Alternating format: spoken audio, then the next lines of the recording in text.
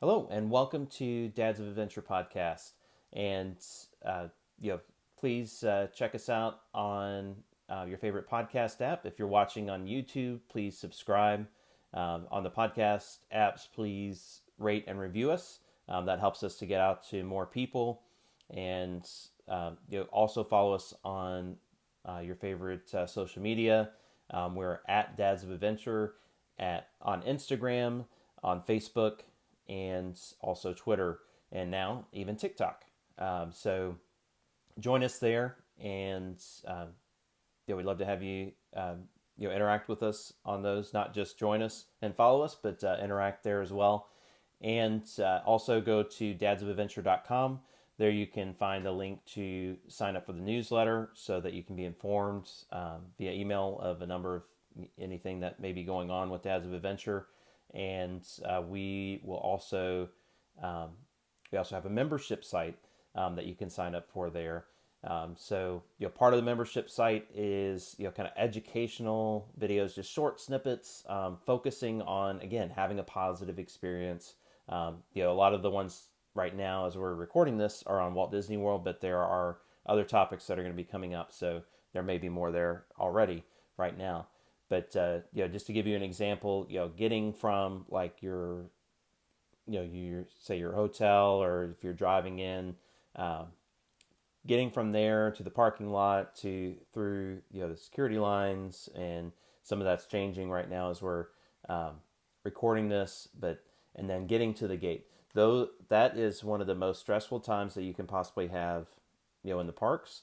And my goal with that and other experiences and getting to Disney, within Disney, and just helping you to have positive experiences there, is to show you, demonstrate some of those frustrating times and how to handle those, so you can think about them ahead of time, and not be frustrated when you're there. That way you can start your trip, when you head in the gate, with a more positive experience, and start your day off on the right foot. Um, and then again, more positive experiences from there. So that's half of it. The other half of it is a kind of a forum and discussion, that dads can join, and so that we can share these positive adventures with our families, with each other. Again, speaking that language of Disney is something that can lead to other conversations. So I just wanted to. Um, I'm excited about that. I'm excited about talking to other dads myself. So that's why I created it. But I'm hoping to just build that community, and the relationships, and really give that.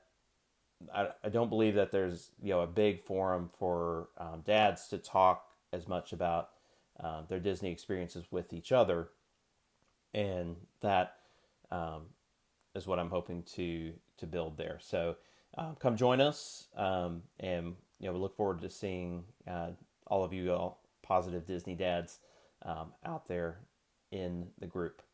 So, getting back to today's episode, again, we are continuing a series of my Walt Disney World 1991 era family vacation.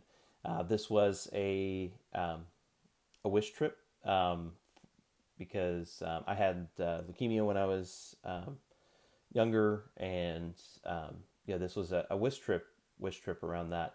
So we got to stay at Give Kids the World Village, which there's a whole episode, kind of talking a little bit more about Give Kids the World Village, and I'll talk about that a little bit more too, in another episode that'll be available here as well. So look for those if you're not familiar with Give Kids the World Village, and we'll probably at some point dedicate a whole episode to just describing what it is in more detail, because it deserves that that level of information. But we went at a time when there were three Disney parks, and there was a time of like for me, I had like brightly colored clothes, and we all had our what we call fanny packs now, but we called them belly bags because they were on the front. And they, a lot like now, because a lot of that stuff is coming back, like right now as we're as we're recording this. So if that trend is dead, later, who knows? But that was kind of the era is the era of people could still go with you past security to your gate to see you off.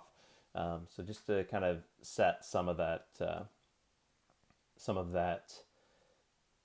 time frame for you. But so we were there, and today we're going to talk about the visit to Hollywood Studios. So I think that of all the Disney parks, at least for this particular trip and a subsequent trip that we go on in 2000, Hollywood Studios was one of my favorite parks. I was, into like, video and filming and things like that. And, just some of the things that were there just truly fascinated me. I love the other parks as well. I love the experiences I had there, but Hollywood Studios was probably one of my favorites. So set the stage. Again, this video was sent to me by my parents. I knew they existed. We had seen it at family events before, so I knew it was there. So they just recently sent that to me, and I'm trying to, there's some memories that I had, but this is helping me to jog some of those memories and see what we actually did while we were there. And some things that are extinct attractions, that are there. And again, I'm looking forward to hoping to get this on some of those on YouTube, because some of them are great, videos of their time, documenting some of those attractions. So we didn't know we were doing that at the time, but that that's what ended up happening. So we start on the Great Movie Ride, because back then and up till recently, when the Great Movie Ride went away, that was what you did. You start with the Great Movie Ride. So there's we start with when you're heading into the entrance of the Great Movie Ride, and there's a fairly long video of tracking through where the ride operator is doing their side of things, and just going through the different scenes, and seeing like the Wizard of Oz and Mary Poppins, and being part of the show. We had the gangster scene. I do remember that distinctly. I remember one of the things I remember most is him shooting the trick where he shot at the red light and made it green, or he just got rid of the red light so that we could go on. That was a very distinct memory for me. I don't know why, but it was there. So we headed through, did the whole scenery there. That was pretty cool, and just seeing that again, literally for that ride, just jumping forward a little bit. There's just a public service announcement of like, if you're going to Disney and there's something that is a little bit older attraction, ride it now, because it may not be there later.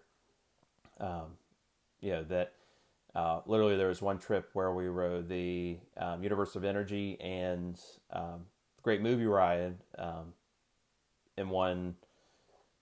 That was what we did to kind of end our trip, because we're like, I think these might be going away soon. And sure enough, a couple weeks later they shut down, and we wouldn't have been able to see them again.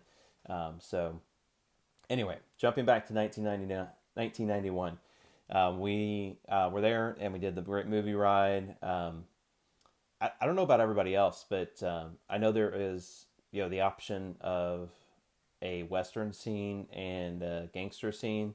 I don't think if I may be recalling this wrong, but I don't think ever in my life that I've done the Western scene. I mean, we go through the Western scene, but in terms of like stopping there and doing the storyline with the acting, I don't think I've ever done that. Anyway, heading through Tarzan, just all the cool stuff that was part of the great movie ride. Definitely recommend checking that out on YouTube if you haven't seen it. But yeah, it was neat to see it again on that video. Again, for context, we're watching it on this little um, TV VCR combo uh, to that has the best tracking. And I happen to have two VCRs. I still have two VCRs. That one and then a regular VCR, which was supposed to be a better VCR, but it had a lot of tracking in the tape.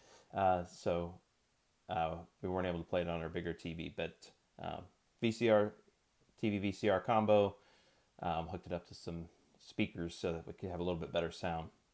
But that's what we're looking at here.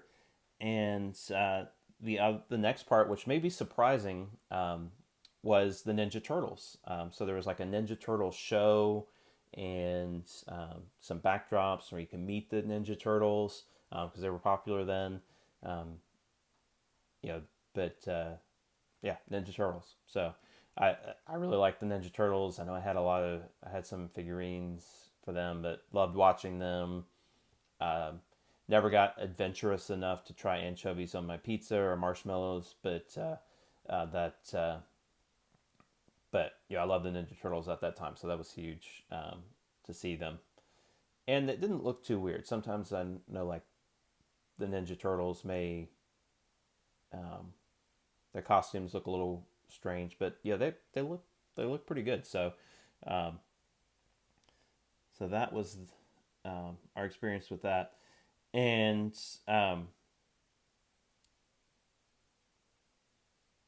then we went and saw the Backlot Tour. So the Backlot Tour, the biggest part of this part of the video was Catastrophe Canyon, and yeah, that was neat because we had like the full video of Catastrophe Canyon, where from the start to finish, where you were able to see the whole part from where, oh no, we're in trouble. We better get out of this set. Oh no, that's not supposed to happen. Everything coming down on you, and then it's okay. We'll move on now. There's a great shot of somebody else video, with their camcorder, recording that as well in the tram, and things that I didn't appreciate at the time that I appreciate now. There were lots of different. If you've ever ridden that ride, you know that there's lots of different kind of like scenery behind that, but it was like the full ride. So you had Dick Tracy, I think, was big at the time. So you had a lot of stuff from Dick Tracy, like the movie, props and vehicles, I believe, and everything else. And one thing I didn't appreciate until like maybe like a month or so ago was some props from the Rocketeer. I had seen the Rocketeer like once at like a sleepover when I was a kid, and I didn't really know what it was about. I don't think I really appreciated it then, but I watched it recently. And if you want to like revisit what Hollywood Studios was prior, and I don't really recommend it for kids necessarily because there's a lot of like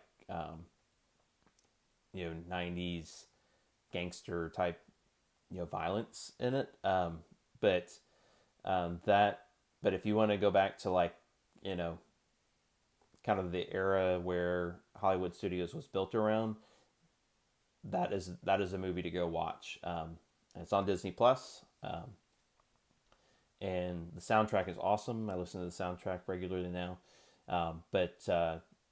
there was the cafe that's shaped like a dog, that was in the movie, was part of the tour there. And I always remember liking as well the houses. They talked about the houses and how they had that. And one of my favorite parts, it wasn't in the video, but when you go past like the costuming shop, that was just really neat to see how they do that. And I think that was one of the points where you were able to get out of the tour and just kind of look around as well. So that was kind of cool about the Backlot Tour. I'd forgotten about that, and I don't think that is captured in the video, but you do get out and do things on the Backlot Tour, which it's not there anymore. Again, ride it while you can. May not be there. Disneyland Paris has a version of that I have not ridden and have not watched a YouTube video on, but would love to get there and just to experience it a little bit more again. But love the Backlot Tour, and don't have any other big things from that. Like we saw like the plane, and I can't remember if the Earful Tower was in the video, but that's one of my biggest memories from. I have like a set of postcards that I think were from that trip, and one of those is of the Earful Tower. So I wish that was still a part of Hollywood Studios, but it is not.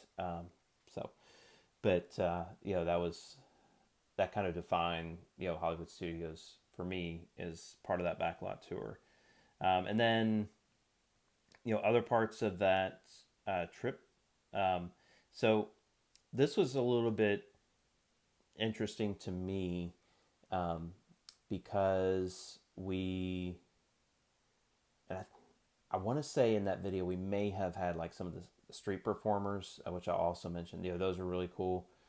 If you ever get a chance, just take a moment to listen to them. Citizens of Hollywood, they are great. And that was super fascinating for me when we were there.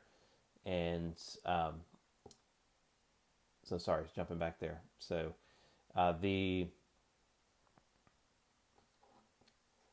trying to track back to what we were doing. But we also had, the conflict in my mind with information that I found online. So 1991 is listed as when Muppet Vision 3D opened, and it opened in May, and this trip was in July. But I don't remember going on Muppet Vision 3D, and I'm almost certain we didn't, because I remember it being such a cool thing to discover during my 2000 trip. But I'm not sure why we didn't go on it. But what was there with the Muppets, because I love, and I didn't appreciate the Muppets as much as I do now. I watched Sesame Street, but I really didn't watch like the Muppet Show. I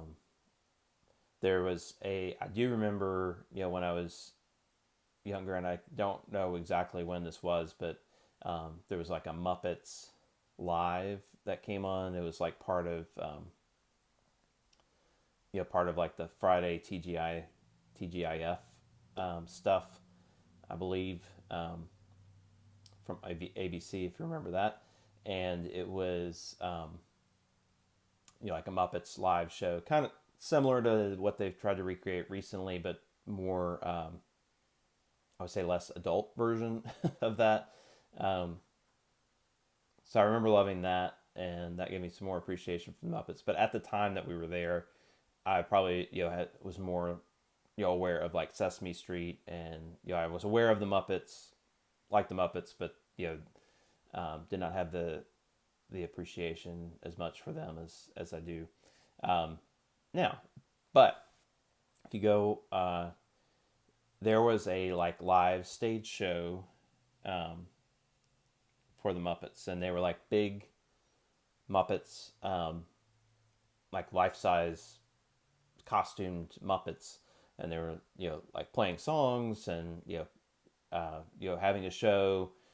Kermit was talking to various people on a screen, and it was a cool but also kind of weird show. In fact, but it was neat to see that, because it's part of something that people probably don't remember. I'm not sure exactly how long it was there, but it seems like it might have been in like based on looking at it, might have been like where the Little Mermaid attraction is now, where they were having that show. And I don't know how long it lived after that. For once Muppet Vision 3D came in, and I don't know why we didn't go to Muppet Vision 3D at the time. It supposedly was open based on everything that I've seen on the internet, but it sounded like we didn't go to that. And I think that was about most of what we did. One thing that's not on the video too is I remember going to the Backlot Cafe. Part of that is on the video. Oh, I just remembered a big part of it. So the Backlot Cafe, or Backlot Express, is probably one of the last remnants of like what old Hollywood studios look like. So I love going to the Backlot Express now. It is one of the places where you have still like some toppings and you can get your own drinks. I'm not sure if that may change completely with everything now, but at the time, right before this, that was the case. They normally have like some specialty things back there, but they have all the props, so like it reminds you of the Backlot Tour, reminds you of like what Hollywood Studios was. And then in the Backlot Express, there was also the Honey, I Shrunk the Kids play area, which that was around until fairly recently. But it shows us like going down slides and things like that. And we loved that movie at the time, so that was really cool to get to be inside that world, and a really cool experience. I do remember going up there was like rope tunnels that you could go up, and I remember getting really freaked out at one point part way through, and my parents had to talk me through the rest of it. They're like, no, we can't go back, we've got to keep going up. And I was like, no, it's too high, I'm gonna, even though there was a net below us, like I did not like it for whatever reason. But they talked me through it. We got done with that, and it's not part of the video, unfortunately, because that would have been interesting to see. But I think they were too busy trying to talk me through getting through that. But that was a part of the experience, and again, Backlot Express was there. That was so we ate there. And I think that pretty much wraps up there. Oh, I was going back. We went to like around the Backlot Express and some of the other areas. There was a big area like with the steamroller and some of the other things from Who Framed Roger Rabbit. So I think we spent a lot of time there, because that movie was out and popular at the time. And I don't know if I would recommend it for your kids today, because there's a lot of, or even for adults, but because there's a lot of, things in that that movie, but the idea behind it. So like if you go to right now on Disney Plus, there's a show called Prop Culture. So if you want to watch that on Who Framed Roger Rabbit, it will take you back to that experience and just realize what a revolutionary movie that was, and combining animation and just some of the cool things they thought of to be able to do that in live, combining animation and live actors in that movie. But yeah, I really liked that at the time. It was a groundbreaking movie also because all the characters from a number of the studios were in one place at one time for some of the scenes, and hoping not giving any spoiler alerts for anybody that hasn't watched it, but that is part of that era. There's some references to Roger Rabbit. If you go up to in Hollywood Studios, like the backside of like the main store that's on the left as you come in. I forget what that's called. I feel like it's called like the Clothier. But if you go on the other side of that, there's like there's a window, with the frame of Roger Rabbit, and then on the back side, I believe there's a billboard for the agency. And going back to the Rocketeer, there's still Peavy's Cafe, which I think most people miss. It's seasonally open, not always open, and they do slushies. But like the Rocketeer, backpack rocket is in there as well. So just some tips about Hollywood Studios and how to kind of reconnect with some of the past stuff that may have been there. But anyway, Roger Rabbit, that was a lot of what we did. And, again, enjoyed the Honey, I Shrunk the Kids play area. Love this, Streets of America. Thought that was cool. I was very interested. I remember distinctly being very interested in how they did like the forced perspective and everything, in that area.